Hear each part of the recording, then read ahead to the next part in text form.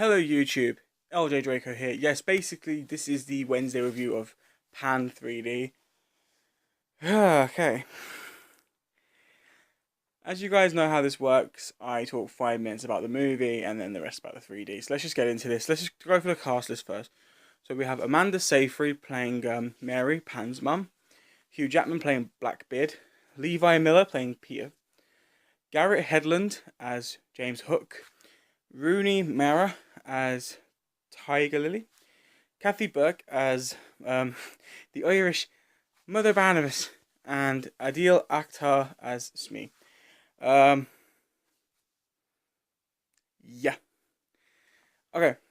So, a little bit about me. Basically, it starts off with Amanda Seyfried doing some ninja-esque kind of moves and parkour near this Lambeth Home for Boys, like orphanage kind of place. And she does is she puts Peter in a basket with a note and a necklace. And tells him that she's doing it because she loves him and leaves him there. 12 years later, during World War II, Peter's obviously 12 years old in this orphanage. Bunch of friends. And things start obviously going quite bad for Peter anyway. Like the nurses that work at the orphanage are quite nasty to him. Quite nasty to all the orphans. And he starts thinking bad things about Mother Barnabas because all the good rations of food that was in the orphanage keep going missing. So skip ahead, they got him and his friend go on a little adventure to find like why the rations are going missing. And they come across the fact that in her office there is a hidden trapdoor. But as you know, it's World War II, so bombs are smacking down at the same time they're on this little adventure. And then we skip ahead a bit more, and we find out that kids from the orphanage, 2 kids every night go missing. And then we find out that Mother Barnabas has been selling orphans to pirates of Neverland. In which case, they kidnap all the orphans in one night that remain. And they take them all the way to Neverland on their floating ship. In which they reach Neverland. And it turns out that the person who's been sending pirates to pick up all these orphans is known as Blackbeard. He wants all the orphan kids to dig for pixie dust known as Pixum. Yet again, we skip ahead again. Peter meets this guy, who's like a really grumpy guy, played by Garrett Hedlund, who I only know from Tron Legacy. And he's like being a bit of a dick. Like he helps him sharpen his pickaxe, but then like that's it. He's like a complete ass. And Peter stumbles across a tiny bit of Pixum in which a pirate hits Peter, steals it, and says he found it, and then reports to Blackbeard that Peter tried to steal his Pixum. So Blackbeard puts Peter on the end of this plank and basically pushes him to his death and says, think of a happy thought. But as Peter's falling, he stops and he flies, and everyone around, the guy that he met in the cave and Blackbeard, look and go like, okay. So Hook brings Peter to his office and says, there is a prophecy of a young boy who is born between a human woman and a fairy king or prince. And he will have the ability to fly. And the prophecy foretells that he will get the natives to rise up against Blackbeard and wipe out his crew.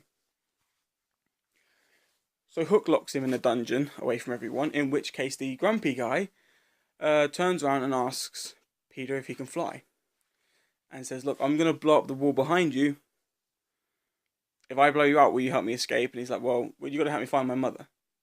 Now I've got this note, I've got the necklace from her, I want to find out where she is. I've got a feeling she might be here kind of thing. So so he helps him escape and that. Then he kind of can't fly for a very long time. But we realise that the guy he's helping is James Hook. But this is pre-Hook. This is but before Hook has the hook. We thought his name was Hook because of the hook, but actually it turns out that's actually just his name in this movie.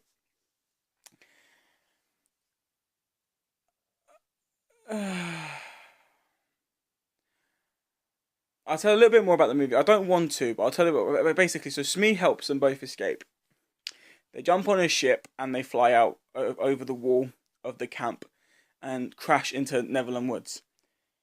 Then they all go on this adventure to try and find the natives, in which case they bump into Tiger Lily. And it turns out that Pan, the name Pan, is actually a title passed down to a brave warrior.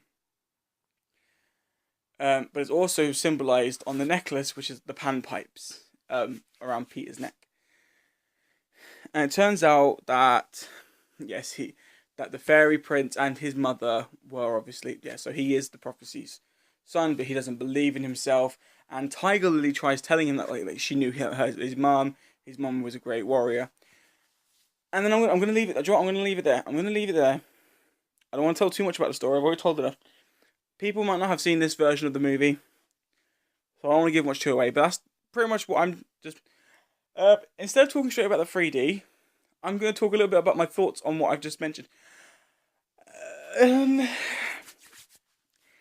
This is what I will call an okay, fun fantasy movie. It means if you fancy watching a fantasy movie in 3D and you want to get that nice experience thing, then this is definitely a must-watch. But as Peter Pan movies go, for me, this was not the most interesting tale. Now, I'm not saying this to be an ass, because it was still quite a fun movie. But when I was watching it, I didn't feel it's definitely better than the other Peter Pan movie. Way better than that one. That one was just a pile of poo. But when you compare it to stuff like Hook or the classic Disney Peter Pan, it's along the lines with the Peter Pan movie that came out with the little irritating blonde kid. But this one's slightly better. Probably a bit more better. But, it's along the lines of that one. It's not really in the same league as Hook or the original Peter Pan. So I know I'm probably going to say, I did still enjoy. I'm not saying I didn't enjoy it. I did enjoy this movie. It was fun. Just, I didn't get that much excitement. Like, I wasn't that involved in the characters as much as I was in Hook or the original. So for me personally, it's not one of the best Peter Pan tales, but it is definitely a watchable movie and an enjoyable movie. Let's just get into the 3D. The 3D, Greg, you were completely right. I'm sorry if you don't agree with what I said about the movie. I did enjoy the movie. It was fun. But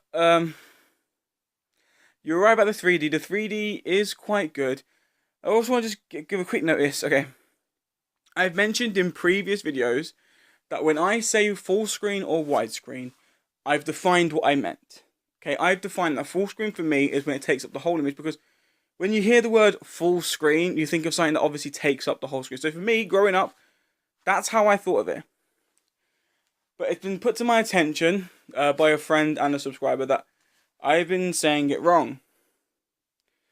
Apparently, the full screen is obviously the I can't remember what he said in the comment. It was like the not picture box, but it's like obviously the little square image in the middle and then the black bars on either side, like the original Wizard of Oz. And apparently, if the movie takes up all four corners of image and has the black bars on top and bottom, it's still classed as widescreen. Fair enough. If I've been saying it wrong, I'm sorry, but I grew up referring full screen as taking up the whole image.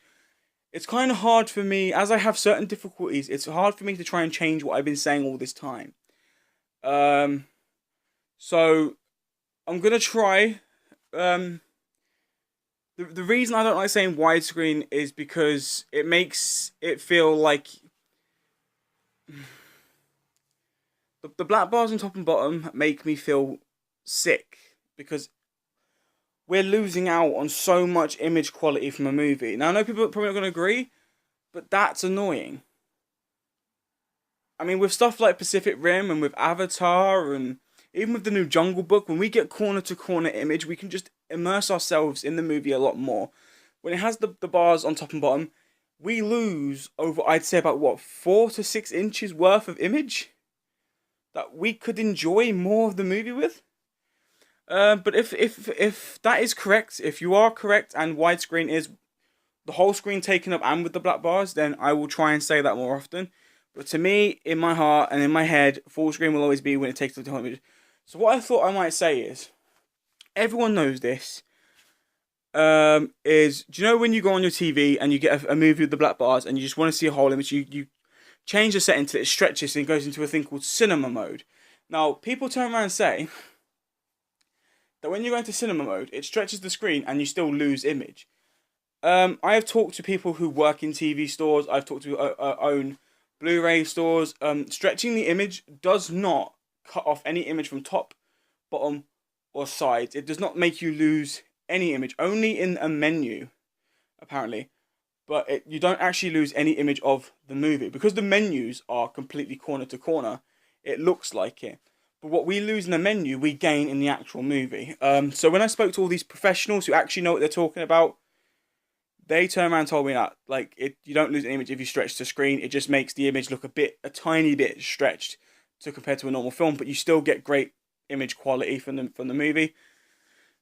So from now on, when I mean okay, so I'm gonna just point this clear out now. I can't refer widescreen to top and bottom black bars and to when it stretches out, because trying to say widescreen and remembering that there's two different types, that's going to confuse me, and then I'm going to give up doing reviews altogether. So I'm going to now, when I mean corner to corner image, I'm going to say cinema mode, because that's what it's referred to on my TV. So from now on, when I mean corner to corner image, I'm going to call it cinema mode. Okay, so now you know. But as I said, the 3D is still quite good. It is still enjoyable. I'm going to rate, I didn't get to rate Terminator, so I'll give the rating for Terminator after this, but I'm going to rate this movie. This movie is going to get a B+. I know it doesn't get an A or an A+, just because I can only see myself watching this movie once a month, if that. It doesn't seem like the kind of movie I can watch twice in 1 month. I don't know why. It just doesn't have that much replayability to me. But as the 3D goes, and as the movie goes, it deserves the B+. Terminator Genesis got the same. Because Terminator Genesis, what it lacked in story, it had in 3D. And you know I rate my movies, but so the movie itself, I'd say, would have been at least a C+ or a B. But it gets the extra 1+ rating from the 3D itself. So that's why it gets that. But yet again, Terminator Genesis is a movie that I can only watch about once a month, if that. I don't see myself watching that more. I don't even actually see myself watching either of these movies more than 2 or 3 times a year. Only because they don't have that excitement for me.